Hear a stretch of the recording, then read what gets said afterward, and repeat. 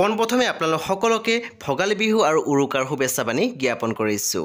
আজিৰ বিশেষ দিনটোত অভিনেতা অভিনেত্ৰী কণ্ঠশিল্পীসকলে বাৰু কোনে ক'ত উপস্থিত আছে আহকচোন আমি অকণমান চাই লওঁ।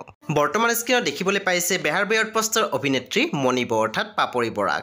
পাপৰি বৰাই আজিৰ বিশেষ দিনটোত শ্বেয়াৰ কৰিলে বহুতো ফটো, লগতে তেখেতে শ্বেয়াৰ কৰা পষ্টত লিখিছে সমূহ অসমবাসী ৰাইজক হেঁপাহৰ ভোগালী বিহুৰ ওলগ যাচিলোঁ। বন্ধু-বান্ধৱীসকল এতিয়া আগবাঢ়িছোঁ আন এটি খবৰলৈ। বৰ্তমান স্ক্ৰীনত দেখিবলৈ পাইছে অভিনেত্ৰী সুকন্যা ৰাজগুৰুক। সুকন্যা ৰাজগুৰুৱে আজিৰ বিশেষ দিনটো শ্বেয়াৰ কৰিছে এটি বিশেষ ভিডিঅ', লগতে তেখেতে লিখিছে সকলোকে ভোগালী বিহুৰ বহুত বহুত শুভকামনা। এতিয়া আগবাঢ়িছোঁ আন এটি খবৰলৈ। বৰ্তমান স্ক্ৰীনত দেখিবলৈ পাইছে জনপ্ৰিয় অভিনেত্ৰী প্ৰীতি কংকনাক। প্ৰীতি কংকনাই আজিৰ বিশেষ দিনটো শ্বেয়াৰ কৰিলে বহুতো স্থিৰ চিত্ৰ, লগতে অভিনেত্ৰীগৰাকীয়ে শ্বেয়াৰ কৰা পষ্টত লিখিছে বিহু বুলি টিহুৰ ঘৰলৈ আহিছোঁ। আপোনালোক সকলো চাগে বৰ্তমান নিজৰ নিজৰ পৰিয়ালৰ সৈতে ব্যস্ত হৈ আছে। আপোনালোক সকলোলৈ ভোগালী বিহুৰ হিয়াৰ পৰা উৰক জনালোঁ। বন্ধু-বান্ধৱীসকল এতিয়া আগবাঢ়িছোঁ আন এটি খবৰলৈ। বৰ্তমান স্ক্ৰীনত দেখিবলৈ পাইছে অভিনেত্ৰী গীতাৱলী ৰাজকুমাৰীক। গীতাৱলী ৰাজকুমাৰীয়ে আজিৰ দিনটোত শ্বেয়াৰ কৰিছে বহুতো ফটো, লগতে তেখেতে সকলোকে ভোগালী বিহুৰ শুভেচ্ছা বাণীও জ্ঞাপন কৰিছে। এতিয়া আগবাঢ়িছোঁ আন এটি খবৰলৈ। বৰ্তমান স্ক্ৰীনত দেখিবলৈ পাইছে অভিনেত্ৰী সুনিতা কৌশিকক। সুনিতা কৌশিকে শ্বেয়াৰ কৰিছে এটি ভিডিঅ', লগতে তেখেতে লিখিছে ভোগালী বিহু তথা উৰুকাৰ হিয়াৰ পৰা ওলগ জ্ঞাপন কৰিছোঁ। ভোগালীৰ আনন্দই আপোনাৰ আৰু পৰিয়ালৰ জীৱনলৈ কঢ়িয়াই আনক সুখ, শান্তি আৰু সমৃদ্ধিৰ বতৰা। এতিয়া আগবাঢ়িছোঁ আন এটি খবৰলৈ।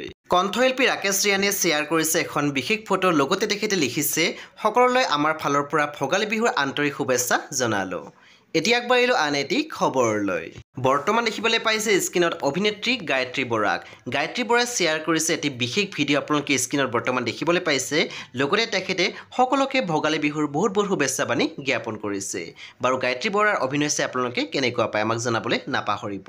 এতিয়া আগবাঢ়িছোঁ আন এটি খবৰলৈ। মুক্তি লাভ কৰিছে কণ্ঠশিল্পী মীৰদ্বীপৰ কণ্ঠ এটি নতুন গীত, নাম হৈছে পগলাটো হয়। বাৰু এই গীতটি আপোনালোকে শুনিছে নে আমাক জনাবলৈ নাপাহৰিব। এতিয়া আগবাঢ়িলোঁ আন এটি খবৰলৈ। বৰ্তমান স্ক্ৰীনত কণ্ঠশিল্পী বৰ্ণালী কলিতা।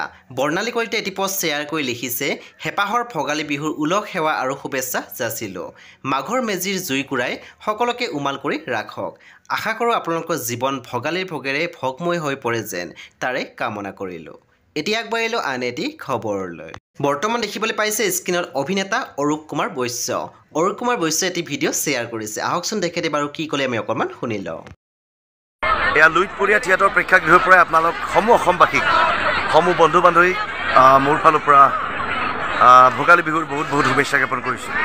এয়া লুইতপৰীয়া থিয়েটাৰৰ প্ৰেক্ষাগৃহত জনসমুদ্ৰত পৰিণত